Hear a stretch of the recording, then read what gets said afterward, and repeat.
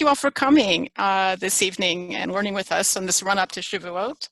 Our host, our speaker tonight is Lou Balcher. Lou, let me tell you a little bit about him. Served from 2004 to 2013 as Director of Academic Affairs to the Consulate General of Israel to the Mid-Atlantic region. He also served as Education Director for Congregation Tifereth Israel in Ben Salem, and as Administrator and Teacher for Gratz College's Jewish Community High School. He's a former Membership Director for the Philadelphia and Cincinnati regions of B'nai B'rith International. For 3 decades, and you don't look that old, so for 3 decades, Lou has coordinated post-college young leadership programs for young Jewish leadership concepts. Additionally, he consults as National Director of American Friends of the Kaplan Medical Center, Rehovot, Israel, which serves more than 1 million Israeli citizens. So we're so lucky to have you tonight with us, Lou, to speak about Michael Levin, Hero in Heaven. Well, Helene, thank you so much. You've done amazing work bringing culture to Bethel congregation, and your husband are highly respected, smart people, and lending your smarts to the congregation. And a special thank you to Rabbi Reish for the leadership that you provide, and all that you've been doing to get us through a very challenging time. So I thank you for that. What I want to do is I want to do a quick overview of what I intend to cover tonight. And I know this subject is very personal to many of us together. I'm thinking particularly of Judith here. And I want to talk about Michael Levin, who came from our area. As a symbol of the deep connection of America and Israel. When I last spoke 2 weeks ago about him, the focus was on Jewish identity and leadership for young professionals, which his story is ideal for that. And something I read about him from Joel Chasnoff, who interviewed the parents, Harriet and Mark, is that Joel, who is a known author and comedian, talked about Michael as the opposite of Yoni Netanyahu. So I'll delve into that a little bit more. Want to talk about the anniversary of 2016, the 10th anniversary of Michael's passing, which was also the 40th anniversary of the miraculous Entebbe rescue. And I want to bring some personal insights. We all, many of us here have insights of knowing Michael. Now I'll bring some personal insights from my role at the Israeli consulate. And lastly, I wanted to pay tribute to Mark and Harriet, who have taken the tragedy of their own personal lives and used it, the memory of Michael, as an amazing educational piece for American youth, American families, connection to Israel, and also for their amazing Lone Soldier project, the Lone Soldier Center, which is continuing the life of Michael in a very amazing way. You have a half hour, Lou? Well, I'll do my part as within the half hour, and then if I do go over in the times, I would love to hear personal reflections as well, because it's this community that Michael grew up in. So to start with, Michael truly is a symbol of connection American Israel, and this is something which is very unique, the story of Hero in Heaven, of this American youth who had a strong Jewish identity taken from his parents and his grandparents, and how we realize that in service to Israel and the Jewish people. Now, for those of you who don't know, the movie Hero in Heaven is amazing. I found 2 minutes of a brief overview, which wasn't from the movie, but separate from that. And do I have control to share the screen? Yes. Okay, let's see if we can do this. Do you see the green button at the bottom of your, there you go, perfect. Okay, so this is a short video, just 2 minutes, but let's watch. Of course, this was at 10th anniversary. He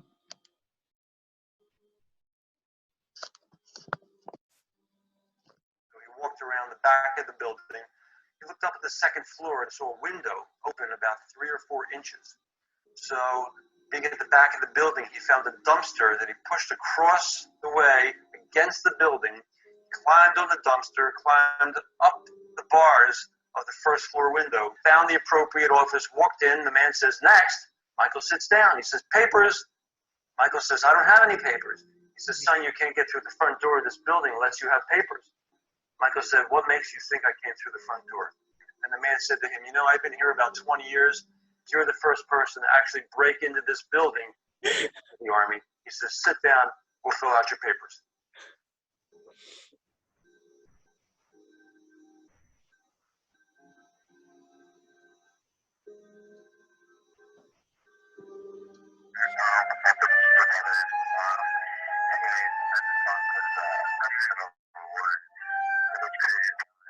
I just want to let you know that I do love you, and that's been something that you have to me. And you know that I love you, and miss you, and I wish you all the best. And I'll talk to you hopefully again. Awesome. Bye.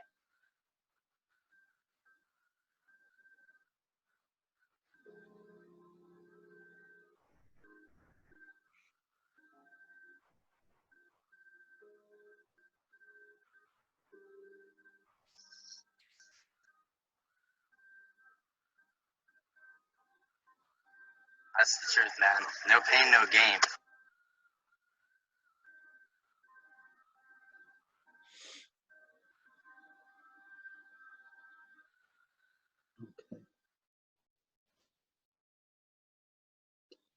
Okay. I know for many of us this brings back memories. It's no secret.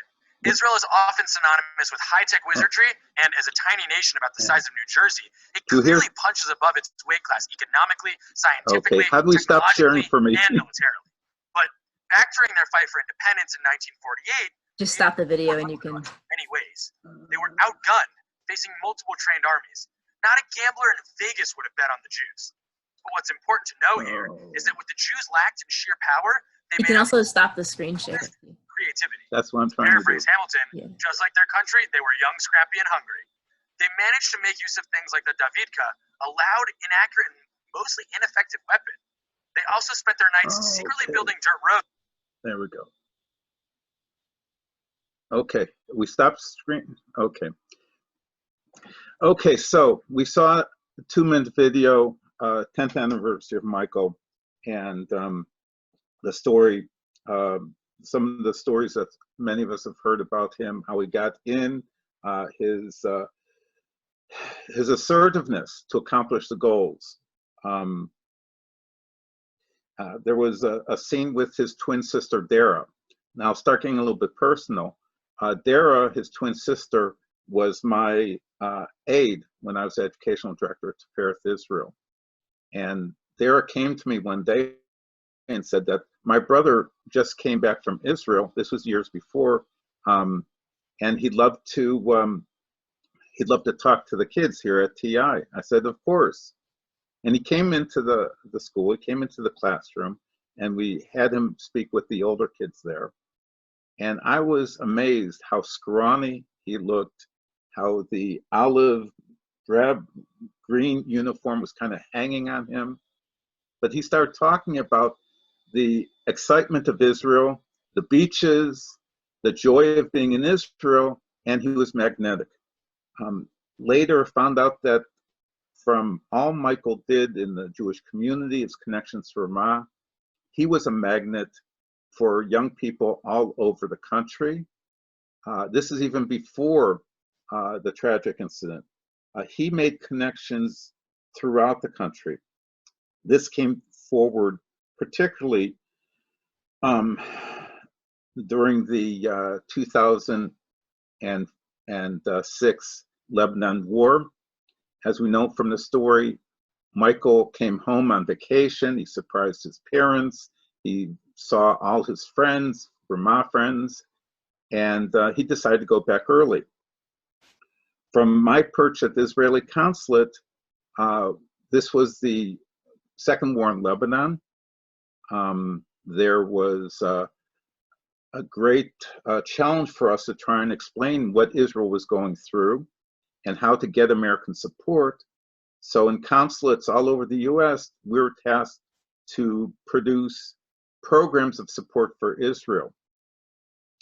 In Philadelphia, they had one in Center City. Honestly, it didn't go so great. And because I'm from Bucks County, I said, why don't we try and do one in Bucks County? And I don't know if anyone remembers Jay, what was Jay's last name? The Federation Director in of Bucks County, Jay Podolsky. And I sent Jay the bio of Brigadier General Ephraim Lapid saying, let's do one in Bucks County. And Jay said, okay, we'll do one. And Jay did an amazing job of bringing all the synagogues together, and over 1,000 people were at Shir Ami for a rally to honor Israel. And that was on July 31st, Monday night. And I remember I was sitting right next to my good friend, Rabbi Jeff Schnitzer. And Rabbi Elliot Strom says to the 1,000 people, he says, I want to acknowledge a family that demonstrates what real love for Israel is. Their son, Michael, went back to serve with his friends, to serve and defend Israel. And his parents are here, Mark and Harriet Levin. And at that point, 1,000 people in Bucks County stood up as one and clapped. And it was just an outpouring of love and support for Israel. Now, after the program was done, Ephraim Lapid, the keynote speaker, was done, I introduced him to family. I remember introducing him to Dara, and you know, the program was over. That next morning, went to the consulate. I did my drive from Bucks County to Center City.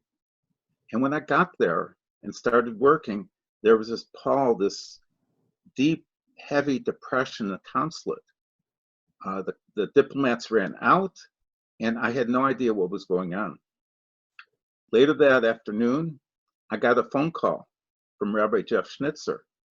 And Jeff Schnitzer was teaching bar mitzvah to my son, Alex.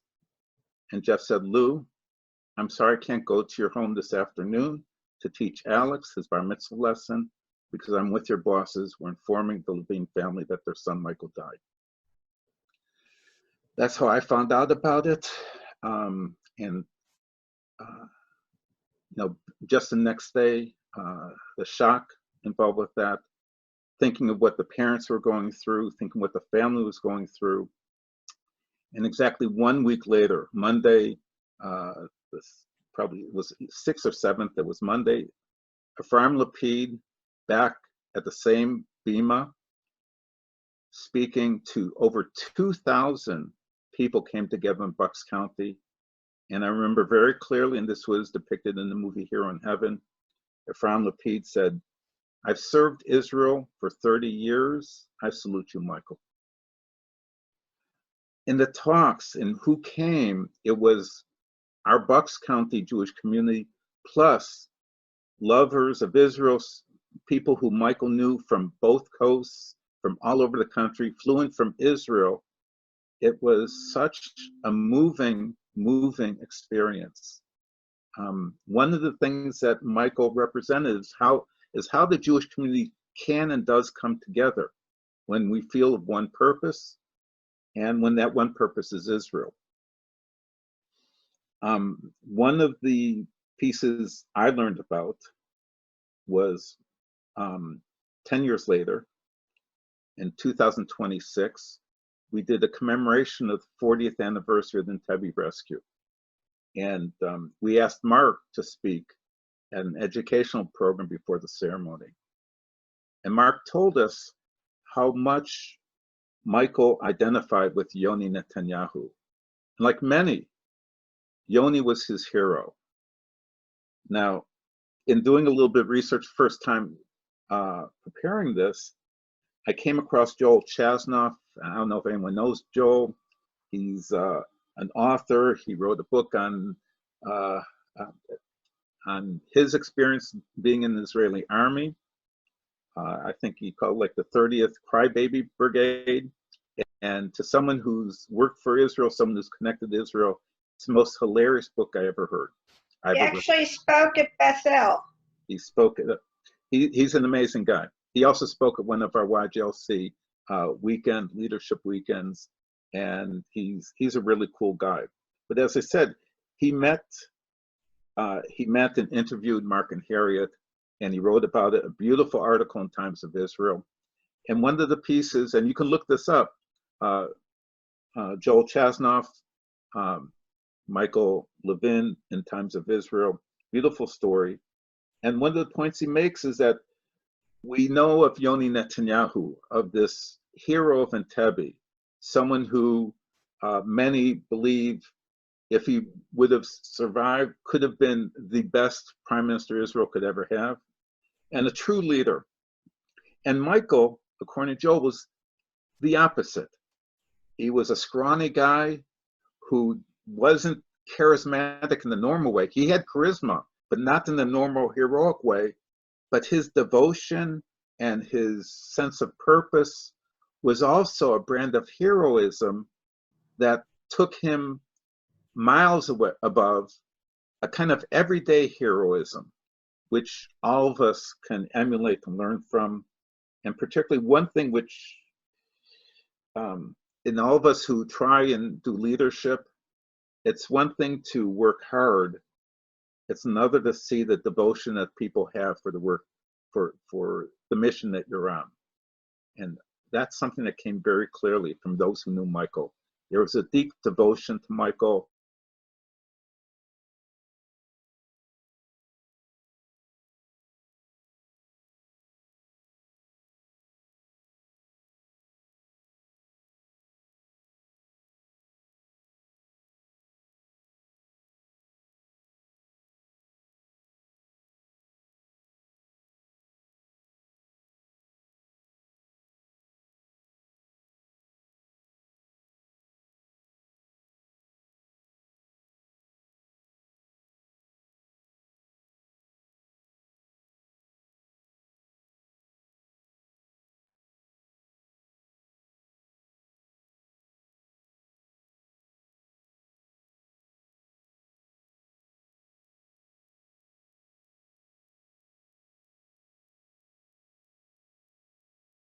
People dealing with the personal tragedy, which the most difficult thing any parent can deal with. So I greatly respect them. So it's been an honor to know them. It's been a special honor to have had Dara in my classes, in my classroom, and to meet her twin brother, Michael, and to touch a bit of that beautiful spark of what was Michael. So I did it in, in under 30 minutes. That's basically the message I wanted to give. But I know that there's people in this Zoom who know of Michael and have met Michael. When we did the program with young professionals, I was honored to have one of my core team leaders formerly from Philadelphia, now New York, Ben Berliner, who was Michael's bunkmate at Camp Vermont for 7 years. And Ben shared some personal stories of his connection to Michael. So that was very precious. And that's what I'm most upset about that I didn't record last time. But we have this, and I think it's real important to hear some thoughts, what Michael has meant to them from people who knew him. So I will pass this off to anyone who wants to share a little bit, or if they have questions about things that I talked about. Judith, I'm looking at you particularly. I know it's tough, but you. Okay, I'd rather talk about Michael when he was alive. And he would come to shul in Israeli sandals. It didn't matter if it was the middle of the winter. He was wearing his sandals, not socks, just sandals. And to see, I think he was always an Israeli in his heart. And it's always good to call him up for the Kohen because he'd be there in time. Excuse me. And now, every Yom Kippur during Yizkor, Harriet takes off her talit and she puts on Michael's. And they sit in front of me and I cry because I can't look at that without crying. I mean, the whole family's wonderful. And Michael and Dara's birthdays were February 17th. And Leia was born on February 17th, a couple of years later. But we spoke about them like they were triplets. They had the same birthday. There was a time in my life when I thought, Leia and Michael, they were going to be a couple. Well, that didn't work out. Leia found Benji, and I got 5 wonderful grandchildren, and I won't cry about that. But Michael was always had a smile on his face. That was one of the things. If you haven't seen the whole Hero in Heaven, you should get a copy of it and watch it. That young man always had a spark, and you couldn't see him without smiling. Now I can't see a picture of him without crying, but that's a whole other story. Because I remember what he did, and now I see things that are coming out from the Facebook page in Beit Shemesh, where Leia lives, and they prepare meals for lone soldiers, and it gets all around. And if it weren't for Michael's dream, that probably wouldn't have happened. So, yes, what he wanted happened. Yeah. Thanks to his wonderful parents. Yeah. It's interesting you mentioned his love of sports, which came out in the videos. And just to honor Michael, today I wore my Phillies t-shirt because I know the Philadelphia sports were very, very important to him. Judith, something else that you mentioned brought to mind something which I didn't quite mention, but just for the record, in terms of the American-Israel relationship, I expressed how important Michael was in America from coast to coast. But amazingly, he is also a hero in Israel. On Yom HaZikaron, they play Hero in Heaven Israel every year. They know of Michael. It's kind of like I did a Zoom just a week ago with Tal Brody as one of the icons of Israel. Michael is also an icon which Israelis connect to, Israeli young people all over America and Israel. It just strikes me so amazing. Everyone's headstone is the same. All the graves in Mount Herzl are the same, except Michael's. And he's Right. got all this schlock that people bring. The Phillies this, the Eagles that, the Flyers that. Just, I know one year I brought a Yizkor book. What can you do a Yizkor book with his name in it? But it's, yes, everybody's the same except Michael. He was always outstanding. He was. It still stands out. Some part of the narrative in which Hillel and when the birthright groups go to Israel, they stop at Michael's gravesite.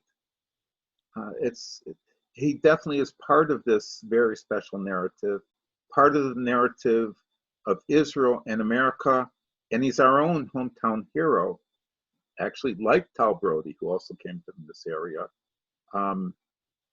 in that there's a strong Bucks County connection, as well as a strong Ramah connection. And when I was at the consulate, as Director of Academic Affairs, I dealt with young adults all over, many trying to make Aliyah, to go into Army bases, and I've continued with connections with young adults. And in my current work with young adults, many know the story of Michael and respect him so deeply and dearly. So it's someone who is, again, part of this connective narrative, someone who we knew here in Bucks County. I didn't know him too well from one meeting at TI, but he's affected this community, American Jewish community nationally, and Israel, which is a lot that one person can do. Anyone else have thoughts about Michael, knew Michael, any special feelings or questions about, what I talked about, what took place? Just a quick question. Isn't Seth Goldstein, what is it, he and Dara are brother-in-law and sister-in-law? I think there's some connection, isn't there? Rabbi, do you know? Yeah. I don't know all the family connections. Seth is married to Dara, his twin sister. Yeah. Oh, okay. I should. Oh, I thought they were. I thought that was sister-in-law and brother-in-law. No, I thought maybe not. Okay. Yeah. So Seth is brother-in-law with Michael. Yeah. I remember when he was still alive. I forget, I was in somebody's basement. I don't know, it was his basement or somebody else's basement. And he called out to me, like he verbally spoke to me during the basement. And I also went to, to Camp Ramah with him. And also for synagogue, I confirmed the whole story that no matter what weather or season it was, he would always come to shul and to prayer services wearing the sandals. Thanks. And I remember when we had the whole the memorial at the synagogue in Yardley, right after it happened 2 days later, that like you said, with the different coasts and different, all these Ramah people, a lot of the Ramah people came to that synagogue that day to all come be out to memorial for, everybody, so many people to come out for that. That's what I have to say. Thank you, Ben. Thank you, Ben. Anyone else who knew of Michael want to share a thought? Karen, did you know Michael? I did not have the pleasure of knowing Michael. Means I'm older than him. And in the summer of 2005, I hired I became education director at Bethel in the summer of 2005. And that summer, I was looking for teachers, and I hired Elisa Levin Minlin, who's Michael's older sister, and she worked for me, that full year. She then that summer, we got word of what had happened, and she had told me about Michael. I had learned about him and where he was and her deep Israel connection regardless, but I didn't know Michael per se. Yeah. Lou, I never knew Michael, but could you give me an idea? How old would he be now? And what was he a Bethel member all his life? He was 22 when he. Right. He was a TI. The family belonged to TI. Okay. Yeah. 22 and 14, that would have made him 36. Like 35, 36, yeah. Yeah. That's about right. I remember a Wow. conversation after, with Jeff after being informed that Michael passed. And of course, Jeff was Michael and the family's rabbi, and they would naturally do a family service at TI. But from the previous one, where 1,000 people came on, Jeff quickly realized that there's no way TI could host maybe another 1,000 people, so went back to Shirami, and rather than 1,000, there were more than double that. Wow. I was there. It was amazing, amazing memorial. Well, I'd like to be conscious of people's time. I will stay as long as people want to, but I have 8:32 now. So, Rabbi, thank you so much for the opportunity of sharing the story. Helene, all that you do for Jewish education in Bucks County and for Bethel, thank you for this opportunity. For those of you sharing this with, this is very meaningful for me to share this with you. Thanks, Lou. Thank you. Thank you for sharing, and thank you for this. Was very inspirational and certainly appropriate for a Memorial Day. Right. Lou, thank you so much. It's such a powerful narrative, and I never had the privilege of meeting Michael's before we moved here, but he's someone of my age, and I certainly know Dara, and sounds like such an incredible young man. And I was thinking about this story there was that piece that ran in the Exponent a couple of weeks ago about lone soldiers from Bucks County. And I'm just wondering if there's some organization that, you know, highlights their work and that helps them come together when they're home, because it's a unique position to be in. You know, when you're in Israeli society, everything kind of revolves around family. So when you're there on your own, it's really a tremendous sacrifice. A really beautiful service. Yes, yes. And again, to my mind, for Harriet and Mark to make that sacrifice and take the vision of their son, the connection he had to Israel, and create a reality of the Lone Soldier Center as something providing that critical service in Israel, it's just astounding. It's just astounding. I'm gonna leave. No. It's great that you're doing these Zoom programs, Rabbi, Helene, and I'm working on another Zoom, a national Zoom, and as soon as we got it set up, it's on Israel Heroes. I'd be happy to share with you and love to have you join us with that. Please do. Absolutely. We want content. Yes. And I just want to thank Lou again and thank Helene, of course, for helping put together this wonderful series. And just a plug that we have a couple more this week. We have fabulous other sessions tomorrow night with Ruth Shapira on the book of Ruth and the romantic narratives. And then rounding out the week, we have our own Karen Lewin, who's doing a session on contemporary idolatry on Wednesday night. So I encourage you to check out both if you can, and they're going to be both fabulous. I'm sorry, that was contemporary what? Idolatry. Idolatry. That's what I thought you said. It's called Jewish American Idol.